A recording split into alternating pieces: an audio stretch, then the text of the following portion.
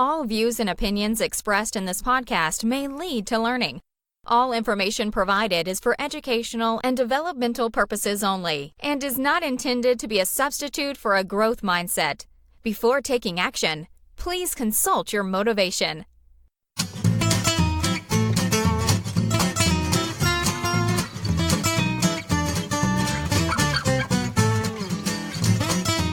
Welcome to Teacher Talking Time, brought to you by Learn Your English. Learn Your English is a company that is changing the way people study, learn, and teach languages. Learn Your English offers students and teachers strategies to effectively develop their abilities and skills in their own time. Bringing you the latest in English language learning and teaching, Teacher Talking Time explores all angles for teachers and students alike. Got a question? Comment? A story to share? Send us an email at info@learnyourenglish.com. This is the Teacher Talking Time podcast.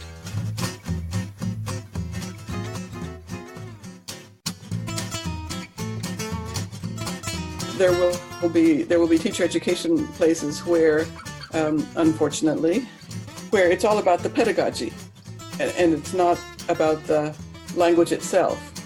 So there are lots of language teachers who don't really know the language very well, especially native speakers of the language.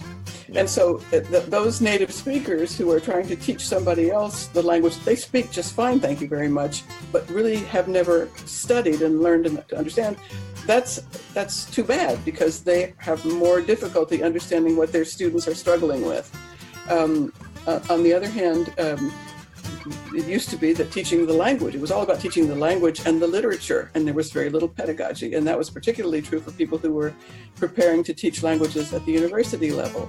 So they had all this deep literature knowledge and grammar knowledge, but they had no pedagogy.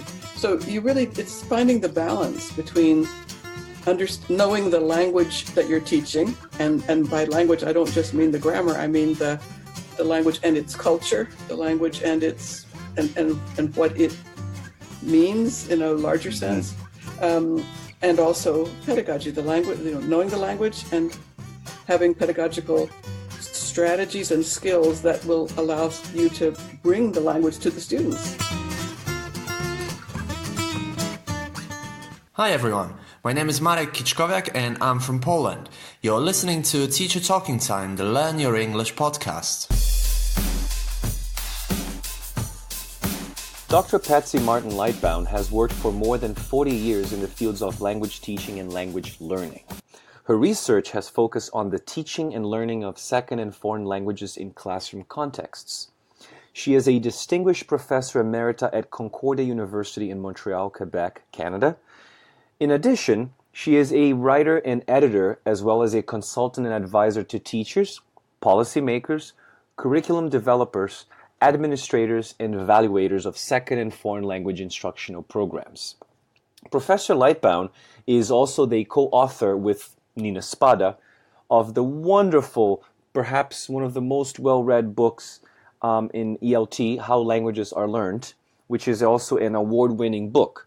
It is used in teacher education and applied linguistic courses throughout the world.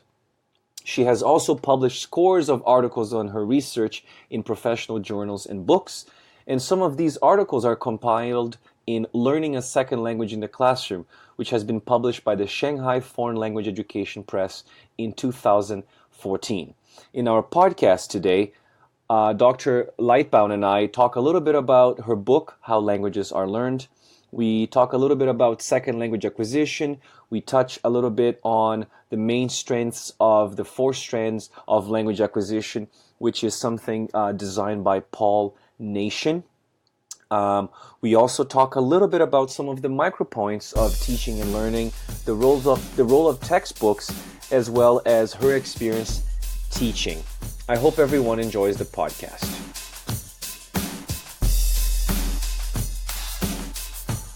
We're going to start by talking a little bit about your books, probably How Languages Are Learned.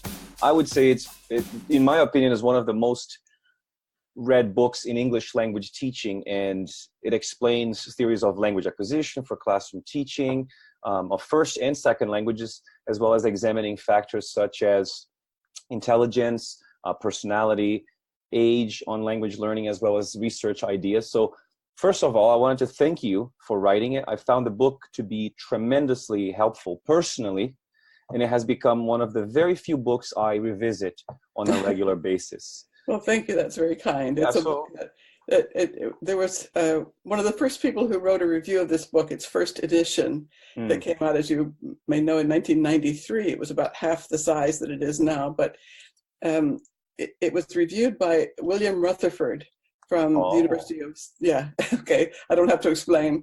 So William Rutherford wrote a review in which he referred to the book as a labor of love. And I was so touched by that, because indeed, that's exactly what it was. It was an expression of our engagement with the community of teachers where we lived and worked in Quebec.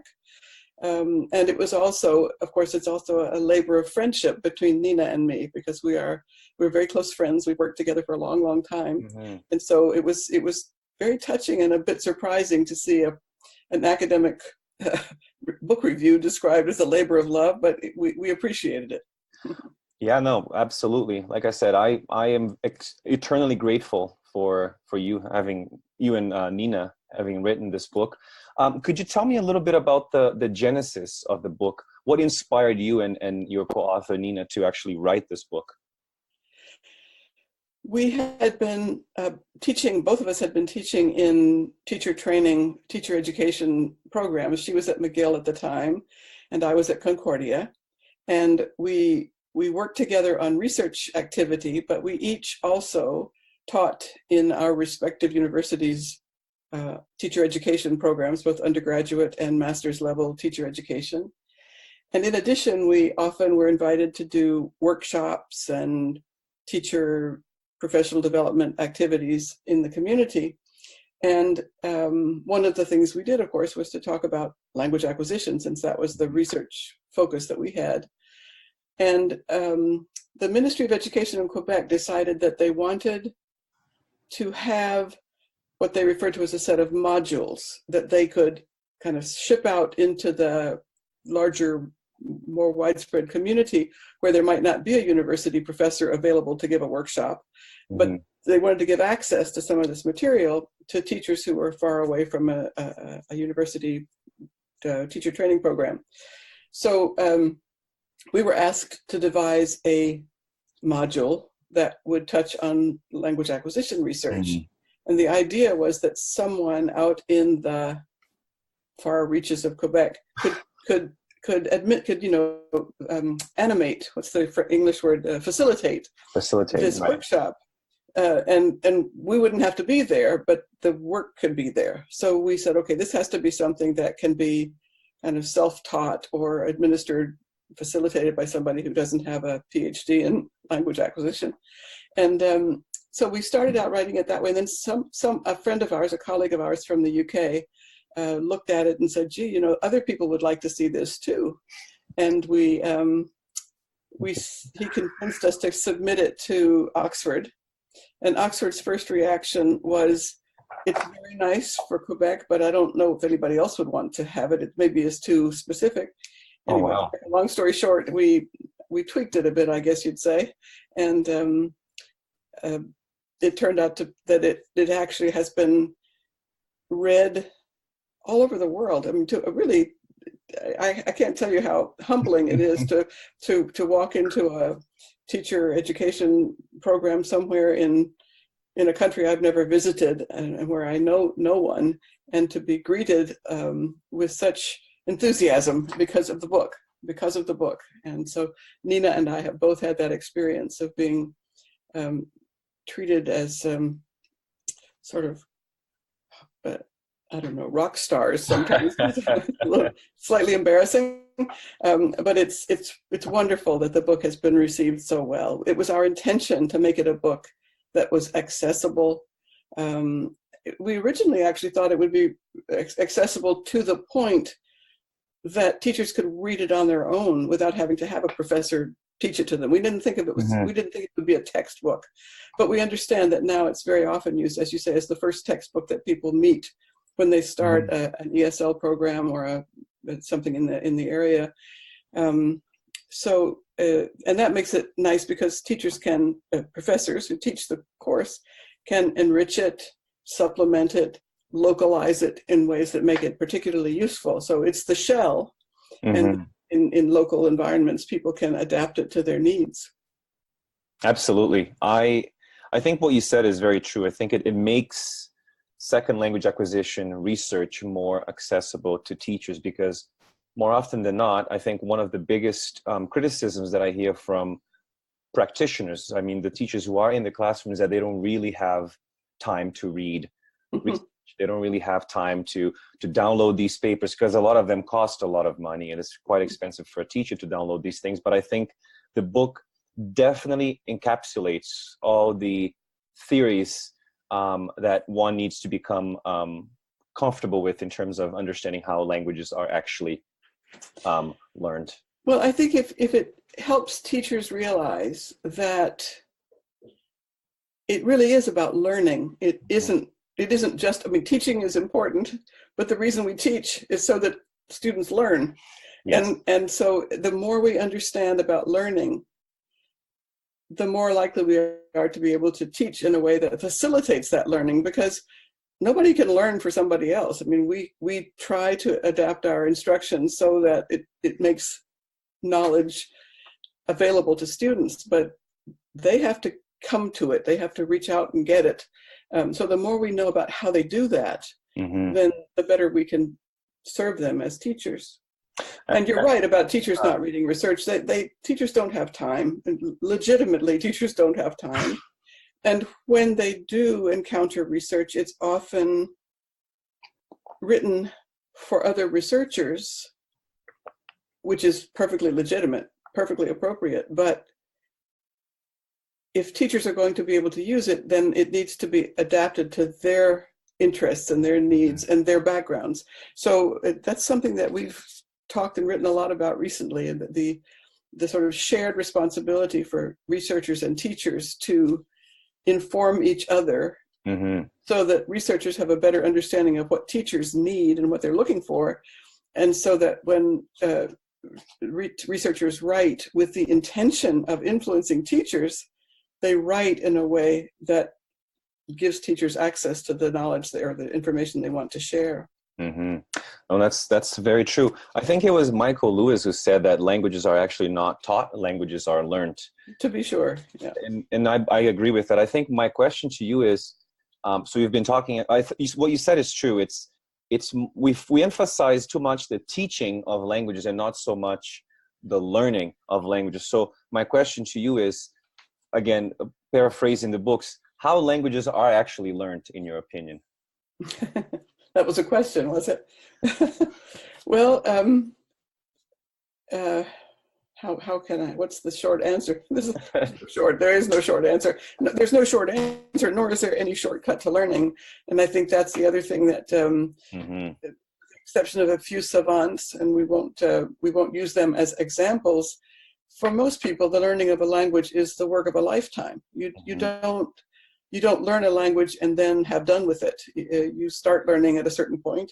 You learn for thousands of hours, if you're fortunate enough to have that time and that access. And still at the end of those thousands of hours, you may still have much to learn. I mean, I don't know about you, but I learn new vocabulary all the time. I mean, and I've been speaking English for about 75 years. So, but there's always something new to learn. And if you're a second language learner, you haven't had 75 years to work on it. So you have to work really hard. So how are languages learned? Languages are learned through use. There has to be a reason to use it. There was a time when I first started teaching when language classrooms were characterized mainly by pattern practice and drill. Right. So students practiced a lot, but what they practiced was saying things that didn't matter to them and that were of no real consequence or interest, and that sometimes they didn't even understand the meaning of, nor did they have to understand the meaning. All they had to do was get the kind of slot filler mentality, so they could either repeat or make minor changes, and they would just practice, practice, practice. So in 1985, when I wrote an article about what we had learned from second language acquisition research, I slipped in a kind of probably too cute comment that practice does not make perfect. Huh. And I have been atoning for that ever since, because the reality is that practice is exactly what makes perfect, but you have to practice the right things. Yes. And what you practice is using language to mean something or to understand something, not just to mimic the sounds. It's using language that matters. I actually want to ask you a question on that, because what you said is true. It's the idea of spending time learning the language, using the language, in encountering those situations where meaning is primary. I think one of the biggest issues that I have with the current state of language teaching, especially in schools, is that we're still using textbooks. And a lot of the times we're still adopting what I call the PPP paradigm, or the present, practice, and I call the last stage the preach, because you really, really hope that the students are actually going to use the language that you have presented in the first P. So my question to you is, would you consider that authentic communication when students are just using language in those, which eventually becomes more stilted in that practice aspect of the paradigm? Well, let's also agree that putting 35 people in a room with a teacher who's going to speak to them in a language that they understand little of limits the kind of free expression and emotional connection that is typical of communication outside a classroom. A classroom is a special environment, and so it's important for teachers to recognize that they are in a special environment. And I think the starting point is to use language that is meaningful within the classroom. I used to laugh at and I saw this many, many times, especially back in the days of the audiolingual drill activities, where teachers would be drilling the language and they'd be drilling the sentence patterns, and they'd go over and over and over. And then somebody would, get up and walk toward the door, and the teacher would immediately switch to the native language, because now the teacher had something to say that meant something, like, where are you going, and what are you doing, and why aren't you sitting down? So anything that was what I call real communication was done in the native language, and the opportunity to actually have a meaningful exchange was lost. And then they went back to the drill of the foreign language or the second language. Right. So it is not easy to create situations. I think that's one of the benefits of task-based and project-based learning, that you create situations where there's a reason to use the language. It's also one of the benefits of content-based instruction, because people are held responsible for the science lesson that's taught in a second language, then they must learn through the language and thereby also learn the language. So it's whatever we can do to make language meaningful. But the other thing that I have said so many times, I'm almost embarrassed to say it again, is that that language learning begins in the classroom. It only begins there. And if you don't take that learning outside, if you, the student, don't continue the learning outside the classroom, you will never be highly proficient. You'll never be an advanced speaker. Yes. You start in the classroom. The classroom gives you tools. The classroom helps you develop strategies and tools, so that once you get outside the classroom, and whether that outside the classroom means you go home and watch a YouTube video, or you go to the local supermarket and try to buy something, or you try to read a newspaper, whatever the meaning focused content is that you try to work with outside the classroom gives you confidence and strategies that you can use when you're outside the classroom. But the classroom is just a starting point. Interesting. I agree with you. I don't really have much to say on that. And I agree that the classroom, to me, I usually tell students that the classroom is almost like a lab. It's trial and error. Let's experiment. The real learning really happens when you're not in the classroom. As you said, it's very difficult to help 35 people learn a language at the same time when everyone has different needs. Yeah. So ideally, as you said, we should be teaching strategies. And I think that's where the learner autonomy comes into play. So you said use was one of the things we should be doing to learn languages. Would you say that motivation is a second one? Well, yeah, that's fundamental to everything. But of course, if we know anything about motivation, we understand that it's a vicious or virtuous cycle. Mm-hmm. If somebody comes in full of enthusiasm and the classroom is a miserable place and they fail at what they're supposed to do there, their motivation will be negatively affected. And if they come in negatively disposed to the language already, it's hard to get their cooperation. And that's especially true when people are there under obligation, when, in a secondary school classroom, for example, which is quite different from an adult education program or even a primary school. But my sense about that is that motivation, you can't think of motivation in terms of some great life scale phenomenon. Motivation is minute to minute. Like, am I interested right now?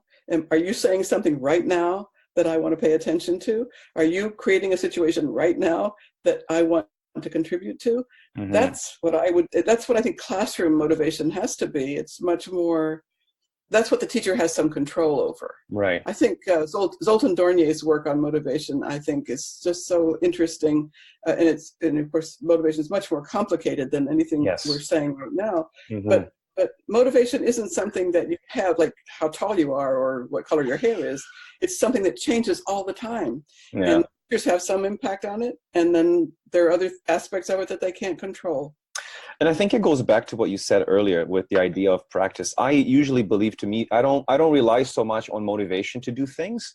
I rely more on my discipline. So I find that if I develop the discipline to do something, I will eventually do that every day, regardless of whether I'm motivated or not to do it. And I find that that's something that you mentioned in your talk as well at the Real Institute, where you said that we really need to be encouraging students to do extensive practice with either reading, listening, speaking. So they're constantly using the language, or constantly reading. If they want to improve their writing, I encourage my students, you have to do some sort of free writing every day. I encourage a lot of journaling because, again, especially now with all these mental health problems, I find that a lot of that has to do with the fact that we don't really think about our thoughts. We don't really understand why we think a certain way. So that's definitely one of them. It's interesting that you sort of made a contrast between discipline and motivation. I wouldn't make that contrast. Oh, yeah? Yeah, I think, to me, a person who has the self-control and the self-awareness to self-impose those disciplines is a highly motivated person. That's certainly how I would think of it. Huh. Motivation to me isn't some kind of, cheery, happy, I just can't wait to get to class today. But it's much deeper than that. It's absolutely. No, I agree with that. And so if you can impose those disciplines on yourself, you can only do it because you are motivated to reach a goal that you have set somehow for yourself. That's true. Yeah, I never thought about it that way. I think for me, usually it's because I think most of the time we associate motivation with our emotions. You say, I don't feel like doing writing right now. So you normally say to yourself, I'm not motivated to write, as opposed to I write every day because I see myself as a writer. Therefore, I need to incorporate that behavior. So yeah, I think it's true. I don't know why, but I've always created this dichotomy. There is, to me, a difference between motivation and discipline. But I think, as you said, it's the motivation to achieve certain thing that creates that discipline. So right. Yeah. Because you have a longer term goal that you've set for yourself, and you are motivated to achieve it, and you use the discipline as a means to getting to that. That's right. Well, there you go. I've just learned something else again. I might do more research. Thought of something differently. I might have to do some more research and read more on the topic of motivation, more from a psychological perspective. So we said use, motivation, and the third one, I guess, would be input. Well, it depends on what, okay, for me, use includes input. Okay. So use means putting yourself in situations where you have to understand what's being said to you, where you have to understand what you're trying to read. So use includes both comprehension, and production. For me, that's because I would want to make sure it was understood that my idea of use also requires you to try to produce language, because in spite of what we were led to think some years ago, we learned pretty quickly that comprehensible input is only the starting point. A lot more has to be done after that. So comprehensible input is certainly the starting point. Nobody could seriously disagree with the importance of that. Yeah. But if you don't start trying to produce language, then you get stuck and you don't realize, you think you know more than you do, and you don't make the progress that you'd want to make. Producing language requires you to recognize where the gaps are. That's that of course was the idea of Merrill Swain's comprehensible output hypothesis. Yeah. Yes. So just to go, actually, I mean, I have so many questions, but I'm going to go back to one that you mentioned earlier when we were talking about the book. It's when you talked about bridging the gap and making second language acquisition research more accessible to teachers. I think one of the questions that I wanted to ask you is, what are some of the challenges that you yourself have faced when you were conducting that second language acquisition research for the book? You mean in how to write about it, or in how to actually... more like the process of writing it. Well, I think I could get myself in trouble here, but I'll think carefully now. I told you about the review that touched my heart so much. Right. There was another reviewer who reviewed the same book and commented that there was some useful material there, but that it was patronizing. Oh. We were so horrified by the idea that anyone could understand that what we were doing was patronizing. First place, I have such respect for teachers. I do honestly believe that teaching, especially in the primary and secondary school, is just about the hardest work anybody can do. Absolutely. Hugely difficult. And teachers who do it and stick with it are extremely courageous and smart. I mean, they learn how to do things by doing them. So we have great respect for teachers. We had learned a great deal from teachers. That's why we could talk about what we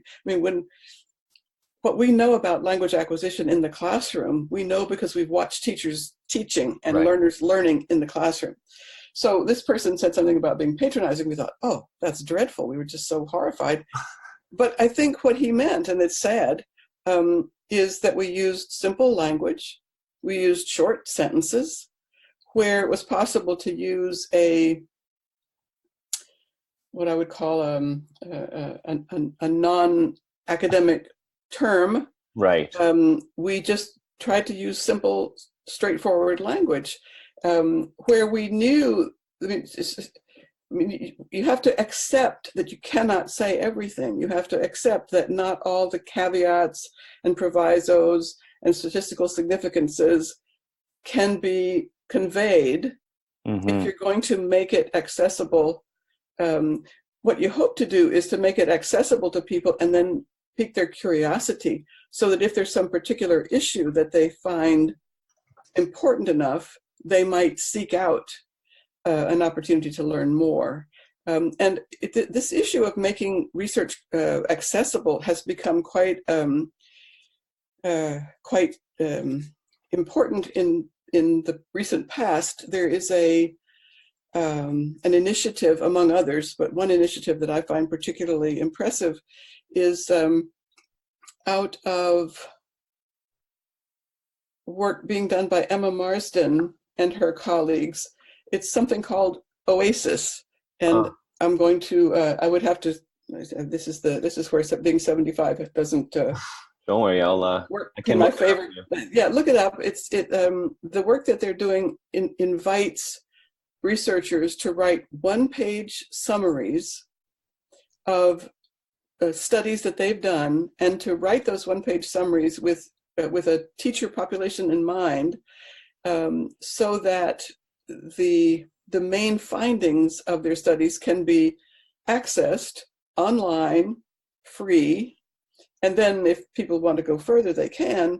And I just learned that, for example, the Modern Language Journal has just made a decision, or has recently made a decision, that every article that they publish in the Modern Language Journal must also be made available to OASIS in this one-page summary form. Oh, nice. So more and more people are recognizing the need for accessible material, but that doesn't mean that academic, scientific research papers aren't valuable. It just means that they're only valuable to the people who can understand them. Exactly. And if we can make some of their findings available to people who have different knowledge, different kinds of knowledge and different kinds of interests, then we may be able to enrich their practice without expecting them to do something that's not realistic, which is to say access these scientific journals that they don't have time for, can't afford, and don't understand. Yeah. Oh, absolutely. I was thinking about the patronizing comment. Again, it must have come from an academic who doesn't understand the reality of the everyday teacher who is in the classroom teaching 6 to 7 hours a day, marking tests, preparing lessons. There you go. And getting underpaid. I think that's what makes the book, Patsy, really accessible, is the language. I myself remember when I was working as a director of studies, I remember downloading some of these journals and sharing them with my teachers. And I've had teachers walk up back to me and say, Leo, I can't understand a word of this. Oh, dear. So just to go back to your OASIS here, it's Open Accessible Summaries in Language Studies. There you go. It looks amazing. And you mentioned the Modern Language Journal. I just found out here that there are two other journals, the Language Learning and the TESOL Quarterly is also requiring their authors to write summaries. Yeah. So I think this is something that opens up the world for teachers so they can actually have access to this research. On that note, what suggestions would you give to teachers who are interested in conducting second language acquisition research? What would be the starting point for some of them?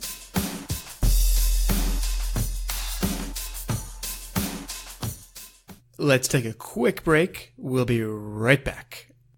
Quality professional development is such an important part of the teaching industry, but it's surprisingly hard to come by. That's why I was so pleased to come across Learn Your English, a company providing online teacher education courses with a fresh perspective. My name is Erin, and I'm an English language teacher. After a decade in the classroom, I found myself teaching the same things in the same way. My learning seemed to have plateaued. I wanted to take charge of my learning, and I really like how the online Learn Your English courses don't prescribe anything. They motivate me to reflect on my teaching and propose tactics and ideas I hadn't considered. If you're a language teacher wanting to learn inside your busy schedule, I highly recommend their online courses on Thinkific. Head on over to lyenetwork.thinkific.com. That's lyenetwork.thinkific.com. Take control of your education. You won't regret it.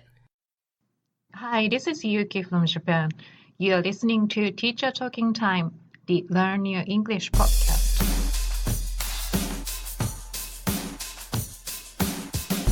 On that note, what suggestions would you give to teachers who are interested in conducting second language acquisition research? What would be the starting point for some of them? For teachers doing their own research? Yeah. In the context of being students themselves in an academic program, or just in their own classrooms? Just, I would say mostly like action research in their classroom. Okay, well, there's of course a whole big literature on action research, and I am not the expert in that area. I'll tell you another sort of funny story about a colleague. He was one of my professors, actually, when I was a graduate student at Columbia. I don't know if you've ever heard of John Fanslow. Do you know John Fanslow's name? Yes, Breaking Okay. Rules. There you go. There you go. Classic book. So, wonderful. I haven't met him, but I'm delighted. I'm delighted that you know about him. He's a wonderful person, wonderful human being, an eccentric professor, if ever there was one. And he was one of my teachers at Columbia. And he and I used to, I suppose as I finished my studies and would have conversations with him occasionally afterward, we would sometimes maybe disagree about whether teachers needed to understand the theoretical backgrounds to certain actions in the classroom. You know, why do you do that? Why? It's really good to, let's say, provide certain kind of feedback, but why? What is it that's doing? So I would kind of argue the case that you needed to have the theoretical understanding of why you would do something so that would encourage you to keep trying to and so forth. And he said, no, you just have to do something different. And he emphasized that point. And more I've come to believe that he's right.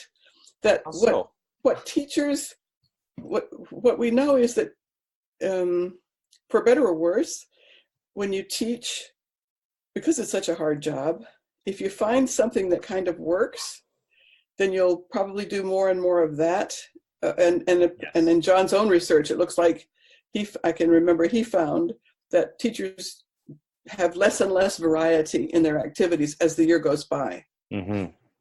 And so that may make the teacher feel more secure and less stressed, but it may eventually also lead to a loss of interest on the part of the students. So his idea was simply to say, for the sake of the teacher and for the students, just do something different, do something you haven't done before. It may not even seem very important. I mean, his example was always, you've been having them underline the words they don't know. Now have them underline the words they do know, which it was kind of a silly example, but what he was saying was, once you've tried something different, then see how that felt, see how that worked, see how the students reacted. So this is a kind of research, if you will. This is to say, I'm going to try something different and see if it works. Now you might choose that something different on the basis of an article you read, or more likely you'd choose something different on the basis of something you saw in another teacher's classroom, or that another teacher commented to you. But if you do try something different, then you need to monitor and observe yourself and say, how did that feel? How did that work? What did the students think? How did they react?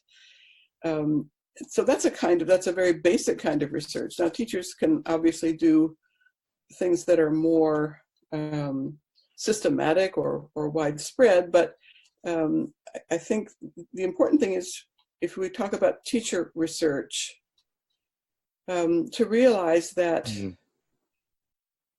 one of the things we know about teachers is that one thing, all teachers will say, I've never taught the same class twice, because every group is different, every interaction dynamic is different, and teaching is very local. It's what you're doing right now with your class. So if teachers are going to do research, it probably makes most sense for them to do research that is related to what they're doing in their classroom, and to see if they can make changes that result in what feels different and what maybe results in, if you want to measure it in terms of exam performance, or in terms of engagement, or how long a text a student is willing to write, or whether a student's willing to participate in a sketch or a role play. There's different ways you could measure the outcome of your experiments, but ultimately, if teachers are doing research in their own classrooms, it's really to find out how something works in their own classroom. That's amazing. I remember reading the book back, I'd say 10, 15 years ago, and I think that was the essence of the book, is trying to. I think he suggests that the best way for us to develop as teachers is to actually break our own rules and see what happens, as you said, instead of circling, maybe underlining this time, And again, Yeah. stretching yourself out of that comfort zone, because as teachers, we all know that we get stuck in a rut at times. We've been teaching the same thing. Sometimes we don't want to do the prep. We don't want to create new materials. Sure. And I think that's the essence of that. Okay. Interesting. The other example he that. gave was, Yeah. you've been standing behind the desk. Now, why don't you stand on top of the desk? Yeah, I'm not sure that would be good for me, because I'm already a very tall person, so it would have to be the opposite.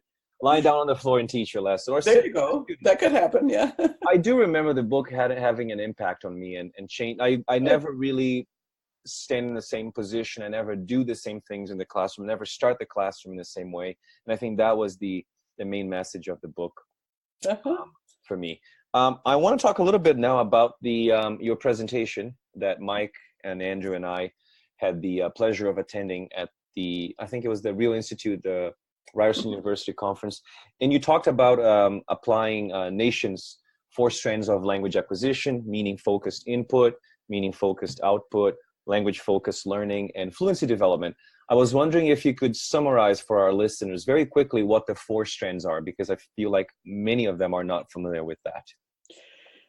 Well, when I discovered or read the first article about these 4 strands back in when he first was publishing articles about his ideas, I was really impressed by the simplicity of it. And there, to go back to the notion of accessibility, if you know Paul Nation's work, you have some understanding of the depth of his knowledge of vocabulary learning. That's his main focus, of course.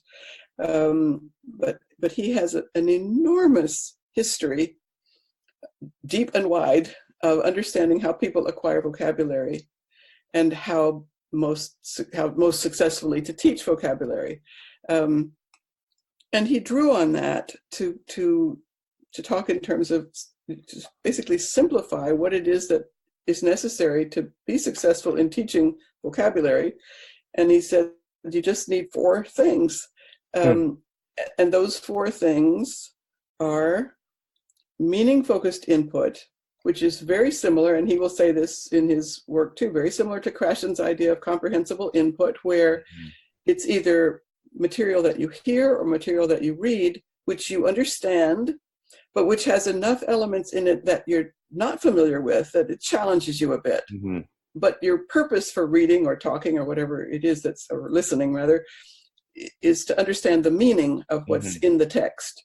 And in order to do that, you have to already know most of the words, and you have to already be familiar with most of the structures. So the nature of meaning-focused input will vary greatly across time according to the proficiency status of the learner. Meaning-focused input, then meaning-focused output, and that takes you, again, to the Merrill Swain comprehensible output idea, where in comprehensible output, you're trying to say something or write something so that someone else will understand you. And you discover in doing that you can say most of what you want to say, but there are words you don't know, or there's a certain phrasing that you haven't quite got. So you have to maybe go to a dictionary, or maybe ask someone, or take out a grammar book. You have to get some information, but most of what you want to say is already known.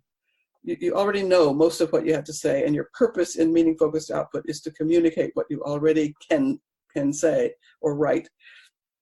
And then language-focused learning is where you actually concentrate on learning some new things about the language, getting some of that knowledge that in cognitive psychology or in De Keyser's skill acquisition theory you would call declarative learning, where you find know something, you know the rule for something, you know the facts about something, or where you learn a list of vocabulary words that are appropriate to a particular topic that you're working on, or where you, or for that matter, where you do pattern practice drill to work on getting some things to come out of your mouth at the right time together. But you're doing it strictly for the purpose of getting the form right, getting the language piece right. And then what's most important about the language-focused learning piece is that the language that you're focusing on in that strand is useful when you go back to the meaning-focused input and meaning-focused output. I used to say when I would go into French immersion classes and see kids being taught conjugations that they would never in a million years come in contact with, that it was completely ridiculous, that what they should be learning is simple past, or not passé simple, but passé composé and imparfait, that the language forms that they would be using in their real life. Anyway, that's a really important thing about language-focused learning, that it has to be something that you're going to actually practice in the meaning-focused input and meaning-focused output. And then the last strand, which every time I talk about this, I always tease people with, because nobody ever can think what that is. What, once you said meaning-focused input, meaning-focused output, language-focused, what else is there? And fluency development is where you use what you know already, but you use it over and over again to the point where it becomes automatic.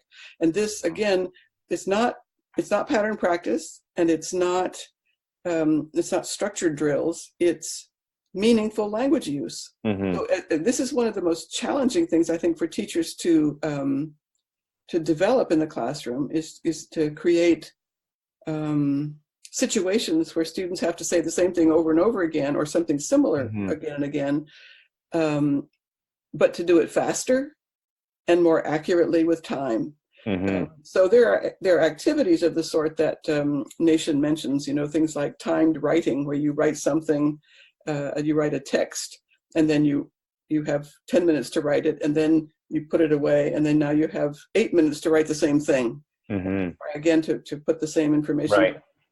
But that's just one example. I remember I used to watch kids in a dual bilingual, a two-way bilingualism class, standing in concentric circles. I don't know if you've seen this in primary school classrooms, and they would speak to one person in front of them and ask a question or say something, and then the circle would rotate, and then they'd be standing in front of a different classmate, and they'd ask the same question or a related question. Mm-hmm. So they got a chance to say over and over again the same things, but it was always in a context where they were actually communicating something.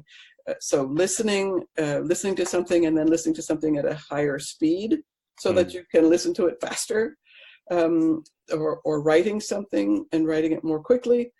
So fluency it's really important that fluency is about all four skills: listening, speaking, reading, and writing with greater automaticity. That's the goal, to be able to do these things faster. No, I was just thinking about that, the idea of task repetition. I find that normally when I add a little bit of what we try to do when we are teaching, at least with our company, with Learn Your English, what we try to really emphasize is the idea that we really want our students to do the same task, because they have already done that task once. We're expecting that the language will become, as you said, automatized. And then we do things where we add a little bit of complexity to that task. Maybe it could be complexity in terms of time. It could be complexity as in changing the instructions a little bit, just so it gives them the chance to use the language again. Exactly. So what is interesting here, Patsy, is that when we look at the four strands, 3 of them focus on meaning, while only one, which is the language focus, emphasizes this focus on form. So, and this is a question that I've received because we opened the podcast for our listeners to send us questions. But one of the number one questions we have received is, how would you encapsulate the relative importance of implicit and explicit learning or knowledge, the idea of declarative knowledge and procedural knowledge in terms of learning? Is there any evidence for a strong interface where we just teach forms, focus on forms, and that leads to learning? Or we all know that the no interface with immersion, just comprehensible input, doesn't really lead to this automatization. As a matter of fact, it leads to fossilization. So would it be correct for me to assume that the weak interface would be the way to go for teachers? Well, it's certainly the perspective that works for me. It certainly makes sense to me that knowing something about what you're trying to do gives you I used to call it hooks. You had something to hold on to as you were attempting to communicate. You could remember a little bit of what you've been taught in the declarative sense, a little bit of the formal knowledge, and you could use that as the basis for kind of getting started on something.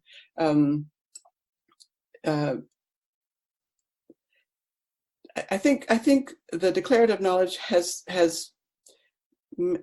importance in two places, particularly. It has importance at a beginning stage, or at the stage of beginning to learn something new, so that you have a better idea of what you're about to pay attention to, what you need to focus on, what the elements are that you're going to be watching for in the meaningful interaction.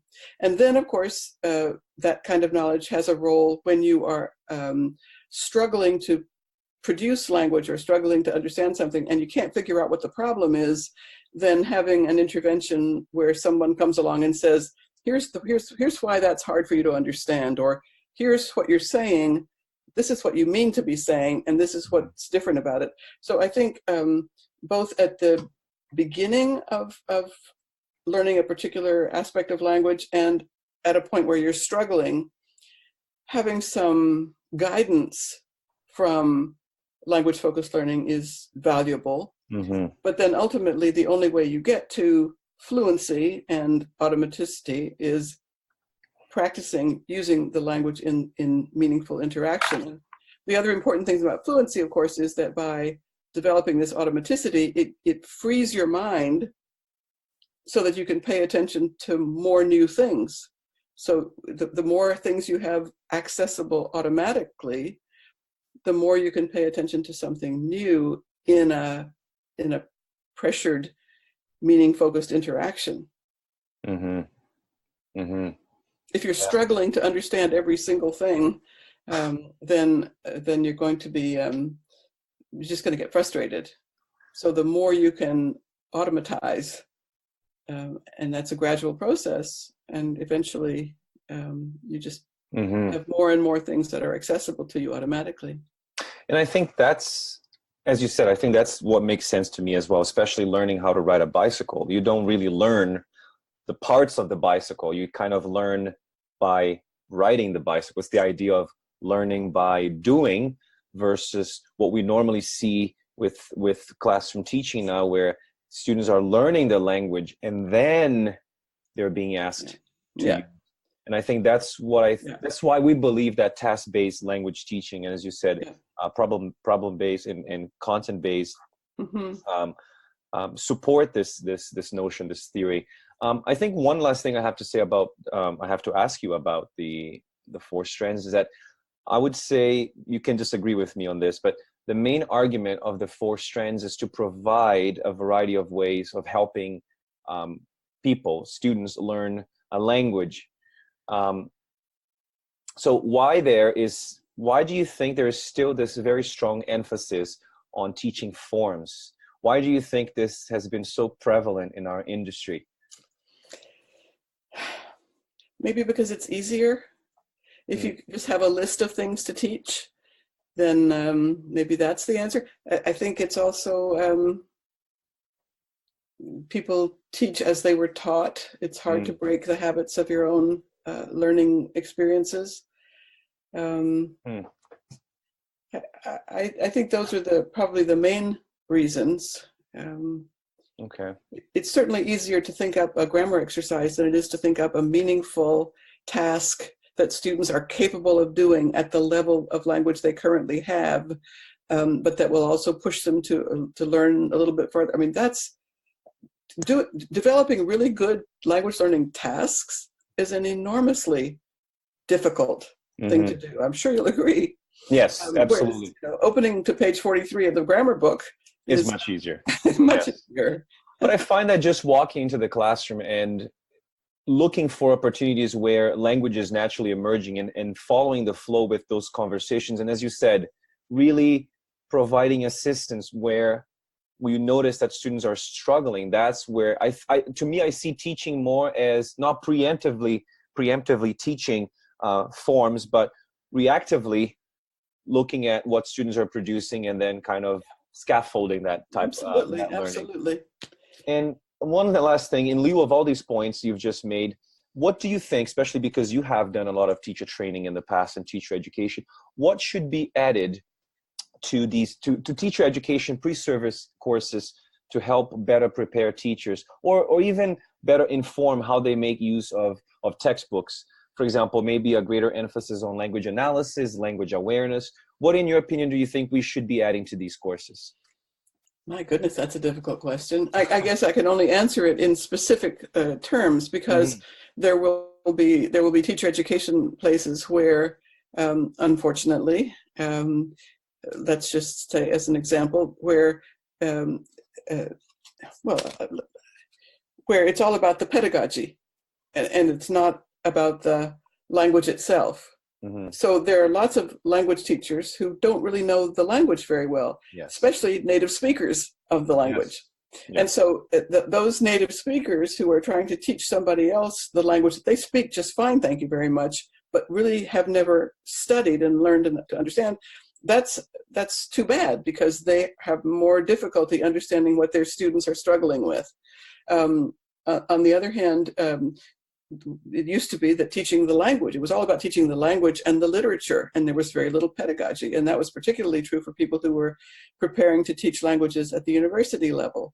So they had all this deep literature knowledge and grammar knowledge, but they had no pedagogy. So it's finding the balance between knowing the language that you're teaching, and by language, I don't just mean the grammar, I mean the language and its culture, the language and its and what it means in a larger sense, and also pedagogy, the language, knowing the language and having pedagogical strategies and skills that will allow you to bring the language to the students.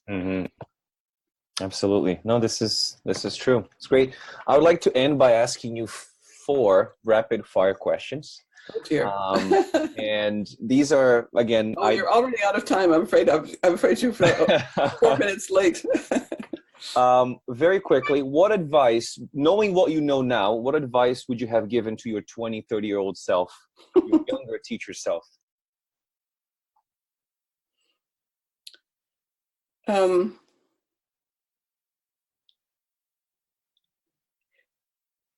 Engage the students in talking about what's important to them, and show them how the language that they're learning can be used to talk about things that really mean something. Okay. What are some bad recommendations you hear in our profession, in our area of expertise? Ooh.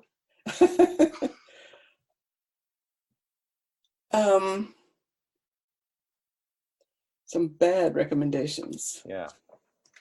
I'm sure that I hear lots of them, and that's a surprise question. Let me think. Bad recommendation. Well, certainly when we went through that phase of thinking that as long as people understood the language, they would learn it. And I have to say, just in parentheses, it's not impossible that that's true, except you'd need 100 years to have enough experience. But bad advice. Well, I certainly see examples of teaching practices that worry me.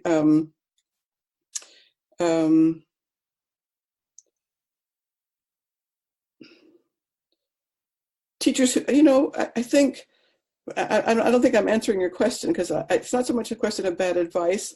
I just maybe have to turn it on its head and say, well, okay, advice. That works. I think teachers have to listen to students, like really listen to them, both in the sense of looking at what their language is, their grammar and their vocabulary. So like really listen to what they can do and what they can't do.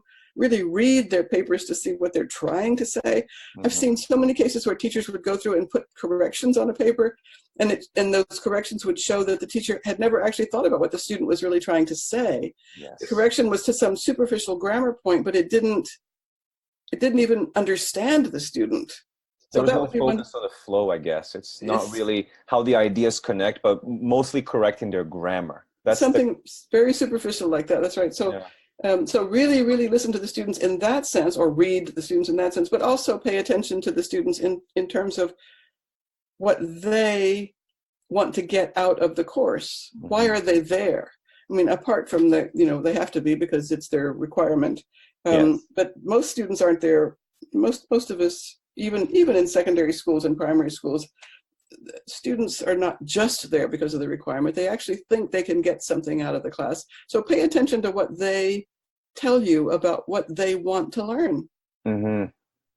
That's definitely very useful advice, Patsy. I like to think, and this is something that I think it was Epictetus, one of my favorite Stoic philosophers, who said that we need to listen to understand, not listen to reply. And I find that that's by far one of the things that definitely changed the way I deal with my students' language in the classroom, when I'm really listening to what they're saying. So absolutely.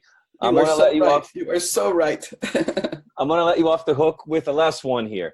So okay. If you could have a gigantic billboard anywhere with anything on it, metaphorically speaking, getting a message out to millions or billions of people, what would it say and why? It could be a few words. It could be a paragraph. It's up to you. It would just say something like, be kind to each other. Be kind. We spend so much time trying to be right. Mm-hmm. Much better to be kind, accept other people, recognize that. I mean, I've been married for 50. Wait a minute. 54 years. 54. Congratulations. Yeah. And one of the things I learned somewhere along the way was that you don't always have to have the last word, even if you're right. And so I would say, be kind. Try to be accepting of other people, and including your students. Don't look for ways to catch them out or to show how much more you know than they know, but rather just try to, be kind. I think that's what I'd say. That's a beautiful message. I think we'll wrap up with that. I think that's a great way to end this. I would like to thank you for your time, and if you have anything else you would like to say, this is your chance now. I think I've said more than enough there. Well, Patsy, I wanted to thank you again for taking the time to be interviewed for our podcast, and I'm pretty sure everyone learned. I actually took a lot of notes on things that you were saying, and it's very reassuring for me. I've only been doing this for 20 years. I haven't been in the industry for very long, but I think a lot of the things that you said were really reassuring to me, because I feel like I am on the right path, because there were a lot of things that I was in agreement with. I'm very happy to hear that. I'm very glad that we were able to have a meeting of minds. I appreciate what you're doing. I'm, as I say, I have enormous respect for teachers at every level. It's a very hard job, but there can't be one that's more important. I agree. Absolutely. Patsy, thank you very much. My pleasure. Thank you.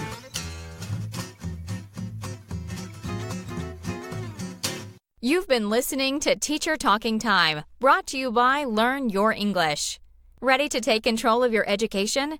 You're in the right place. Teaching, professional development, learning. Expand your world with Learn Your English.